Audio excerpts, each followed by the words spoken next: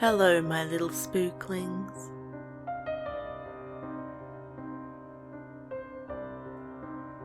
Today I have 2 stories by NerdXCoreXCreep and I hope you enjoy them. Precious. I couldn't wait to get home. It had been a long, exhausting day, but on the bright side, all my hard work would be worth it. After years of research and effort, it would soon be finished, and I would be home to finally relax, maybe have a nice dinner, and the precious love of my life. It had been a rough couple of years for us, but through all the hardships we endured, it would all be fine after tonight. I'd always loved her. I'd always been willing to do anything for her. She was very precious to me after all. The rain was coming down pretty hard. So hard that all I could hear were the sounds of the heavy raindrops slamming and splashing onto the ground. It always sucks walking in the rain. But she was right there too. And that made it worth it. Granted, she's a pretty fast walker. I'd swear if I stopped for a second she'd walk off and leave me behind. She always was quick and to the point. No time for distractions or second thoughts. Just point A to point B. It'd only been a couple of years since I first laid eyes on her. But she'd been a very important part of my life since day one. At this point, I knew everything there was to know about her. Hell, at this point, I knew everything there was to know about her. Hell, I would even go as far to say that I know her better than everyone. Maybe even herself. Finally, we made it to the house. I was so happy to get out of the rain. I swear I felt like I was soaked down to the bone. Quickly, she unlocked the door and hurried in, escaping the storm, and I quickly followed behind. But before I put my hand on the doorknob, it occurred to me that I'd forgotten something. Shit! I'd always hated it when I was forgetful, especially when it came to my son's birthday. These were a rough couple of years of late nights and hard work, but that was no excuse. I made my way back to the office and searched my desk for it. Aha, there it was. My son's birthday gift. Now I had to make my way back to the house. I should probably invest in a new car.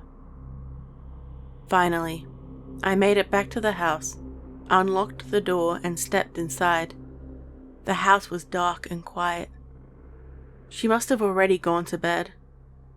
I always hated having to sneak around to not wake up the whole house. I swear the sounds were magnified tenfold when you were trying to be quiet.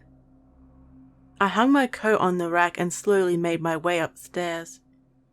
Each creak on the steps made my heart race. I knew if I woke her up, she'd probably kick my ass.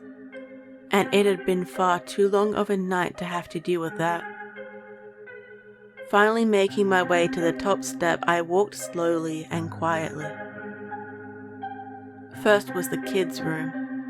I peeked inside to check on them. Still fast asleep. Good. Such precious angels. I continued walking until I got to the master bedroom. As I thought, she was already fast asleep. Slowly unzipping my hoodie and laying it gently on the floor, I walked up to her and stared at her sleeping face. She was an incredibly beautiful woman, no doubt about that. I sighed and unsheathed my knife, taking a deep breath. It was too bad she was so hideously ugly on the inside. Quickly and effectively, I covered her mouth with one hand and plunged the knife deep into her temple with the other. Her eyes opened wide with confusion, pain, terror, and eventually, emptiness. She would have appreciated this method. No time for distractions. No time to fuck around with torture or suffering. No showing her a photo of my son. No asking if she knew what his name was. Nor how old he was when she murdered him. No asking what was so important that she was speeding so fast that day, running that red light and slamming right into me as I carried my son in my arms, injuring me badly, but killing my boy on impact. No asking why she fled the scene, leaving me to die as well. No. There was no time for any of that. I'd spent numerous time and resources finding her, learning everything I could about her, planning for this very moment. It was my son's birthday. I had this all planned out exactly how I needed it to go, and there was no time for deviations. One quick thrust and it was all over. I slowly exhaled in relief as I slid the blade from her head, staring at her cold, dead eyes. Quickly, but quietly, I made my way out of the house and headed home, making sure there was no one there to see me. It had been a long night. Hell, it had been a long couple of years since Carter died. I was finally home though, and it felt so good to be here. Once again, I removed my coat and placed it on the rack. I made my way upstairs and looked into Carter's room. Vacant, yet untouched for the last 2 years. Finally, I made it to my bedroom. Meredith laying peacefully asleep. I do truly love her, and I've always been willing to do anything for her. As hard as Carter's passing had been on me, Meredith had taken it especially hard. Things got very rough for us, between the fighting, the blaming, and the separations. Things would be better now. We could start the process of moving forward. We had to. After a long, hot shower, I climbed into bed and held her close. She slowly opened her eyes and, staring into mine, asked if it was done. I nodded in confirmation, and for the first time in 2 years, I saw a beautifully genuine smile. There were only a few more hours until sunrise, so I got the little bit of sleep in that I could before waking up to head to the cemetery. It was Carter's birthday after all, and we had to take his gift to him. At his grave, I gently laid down the small toy dinosaur I had gotten from my office near his headstone. He'd always loved dinosaurs. They were precious to him, as he was precious to me. A tear fell from my eye, and I stood, telling him once more that I loved him. Hand in hand, Meredith and I made our way back home to move forward. Home at last.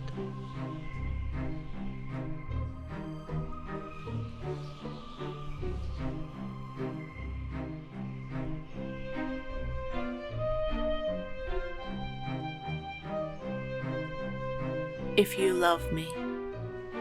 I love my wife above all else. I have loved her since the moment I first laid eyes on her. I would do anything for her, and that has never changed after all these years. We first met in college. We were both theatre majors, and it was day 1 of Acting 1 class that our eyes met for the first time. She had chocolate brown eyes that were complemented by her dark brown curls.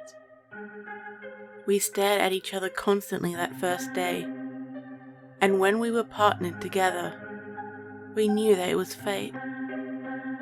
She said as soon as I walked up to her after class, I took her by the hand and kissed it. "Henry," I responded. She then took one of my long dreadlocks and wrapped it around her finger, staring me in the eyes and biting her lip. It was an amazing meeting with an even better ending later that night.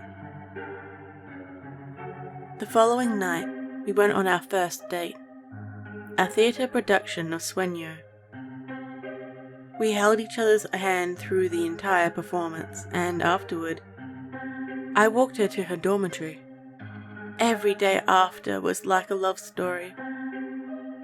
We went through good times and bad times. We broke up and got back together. Through it all, one thing never changed for me. I loved her and would do anything for her. We got married after graduation and went on to become very successful in the stage acting scene.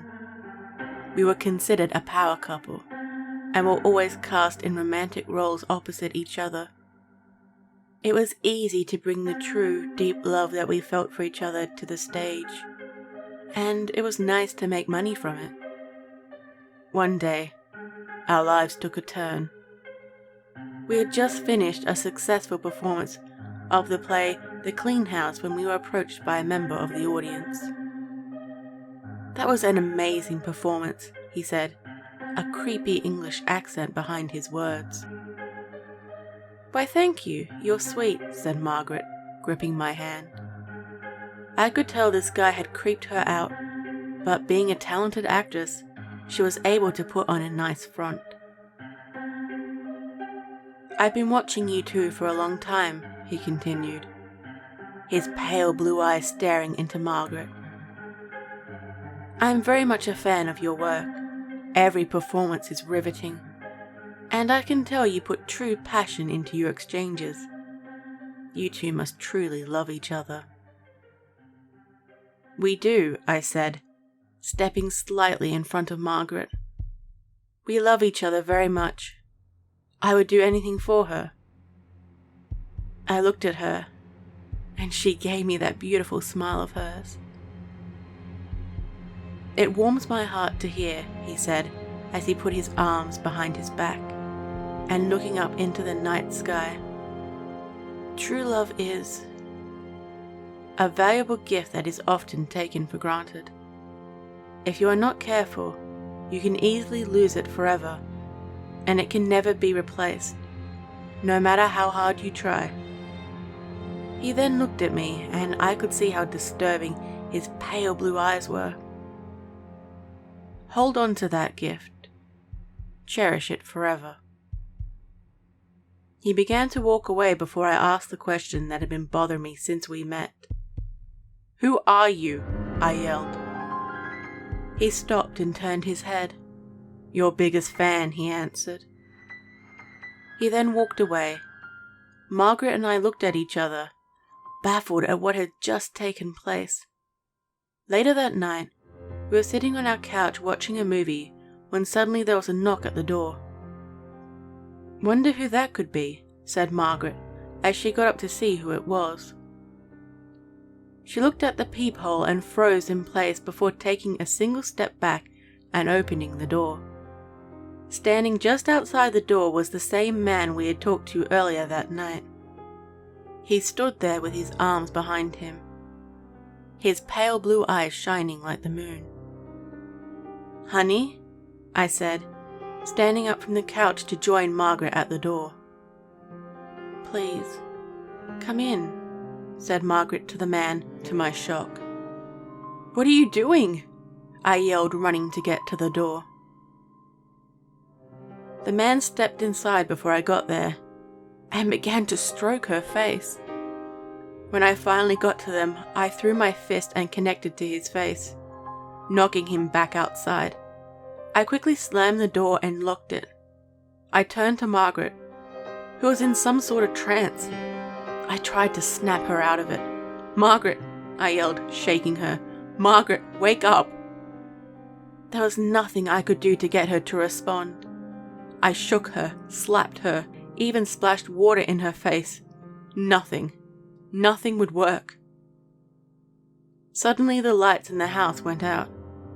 I looked around until I saw the silhouette of a man standing outside our living room window. I blinked and it was gone. I began to panic and ran to the gun safe in our bedroom. Despite being theater nerds, we were very well trained in self-defense and firearms. We could each hold our own if our lives were in danger, and if there's ever a time to put that training to use, it was now. When I got back to the living room, I immediately raised my weapon. There stood the strange man, holding Margaret by the face.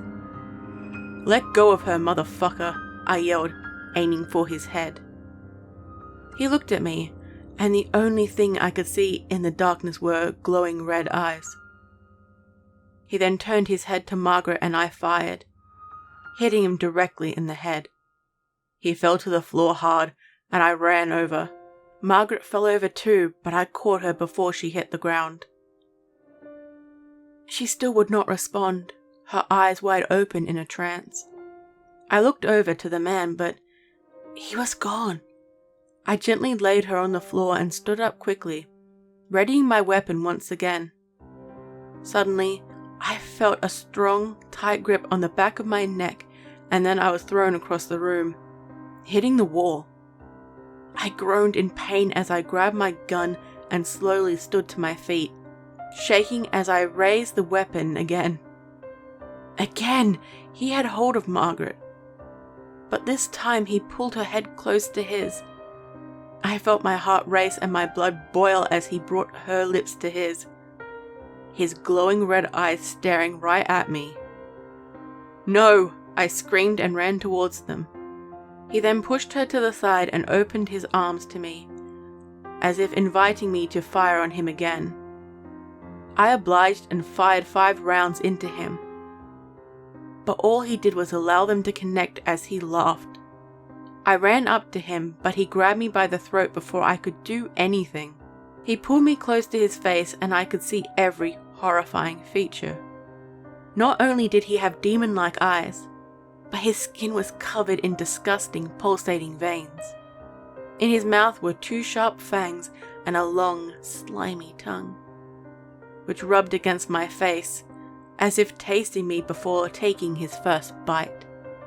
I lifted my gun to the arm that had a hold of me and fired twice. He growled in pain as he released me, and I connected the butt of my gun to his face repeatedly. He fell to the floor and I mounted him, smashing his face more and more, harder and faster. I could feel the blood gush and spray all over as the bones in his skull cracked and collapsed. By the time I was done, there was nothing but smashed bone, brains and blood. I panted as I stood back and limped over to Margaret, who was now fully unconscious. I shook her and she finally opened her eyes, looking into mine with fear and confusion. "Margaret," I said, feeling relieved that she was alright. I held her close and we laid there until I looked to where the body of the stranger should have been. He was gone and panic arose once again and we both stood up quickly. I turned to face Margaret and screamed when I saw him standing behind her, still in the process of regenerating his face. Before I had a chance to react, he sank his fangs deep into Margaret's neck. She screamed in pain as I screamed in rage, hitting the monster in the skull once again with my gun. I felt bone crack again as he released her. Again, I mounted him and went to work, growing exhausted the longer it went. I knew this wouldn't last, as surely he would regenerate again. It soon became obvious what exactly I was dealing with. He had put Margaret into a trance, merely by looking at her, even looking through a peephole. It wasn't until she invited him inside that he actually got in. He had glowing red eyes and fangs, and he bit Margaret in the neck. "He's a goddamn vampire," I thought to myself. While he was down, I ran to the kitchen and grabbed an old wooden broom. I broke it in half and ran back to the body, where I rammed it down as hard as I could directly into his heart. The body began to convulse and flail its arms and legs all over. Suddenly it stopped and went completely limp, before melting away into deep red blood and other disgusting fluids. After catching my breath, I slowly turned my attention to Margaret. She sat there in the darkness, legs folded and upper torso fully erect. "Honey," I said, nervously approaching her. In the darkness, I could only see her silhouette, until her eyes began to slowly glow red. There was only one thing I could think of to do. I love my wife. I would do anything for her, even if that meant chaining her up in the basement, feeding her a pint of my own blood every day while I figure out what to do about her. When the hunger would hit her, she became like a wild animal that could not be communicated with. So I fed her my blood and she became herself again. She understood the situation and never held it against me. It wasn't easy, but it was all we could do. Unfortunately, a pint only went so far, and soon it wasn't enough. So I gave more and more until the point that I was endangering myself with so much blood loss. It was then that I decided to feed her full meals. It started with small animals at first, and then cats and dogs. Soon I made the hard decision to invite homeless people into our home, knock them out, and give them to her. This went on far too long before it really started to affect us. She felt like a monster, and I did as well. I love my wife and would do anything for her. Which brings me to now.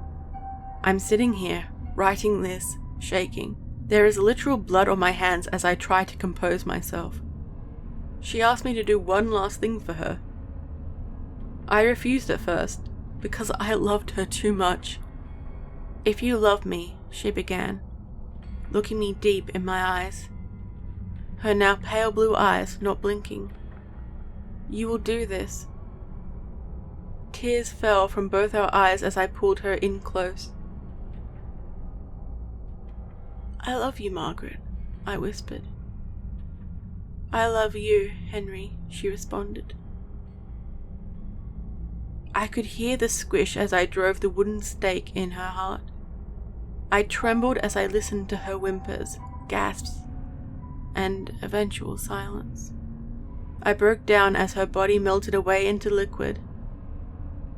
I laid there in her remains, sobbing. I sit here now with nothing but a warning about the creatures of fiction that are very much a reality. I write my confession of the crimes I have committed out of love. I say goodbye to any friends or loved ones that may be reading this. I loved her, and I did everything for her.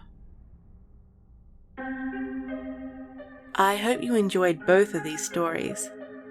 Nerd has his own YouTube channel where he narrates in his distinctive voice, and has many stories on Reddit if you'd like to read them. All of his links are available in the description below. Now don't forget to stab or gently caress the like button, comment and subscribe. Stay safe, my little spooklings. And remember, I'll be watching you.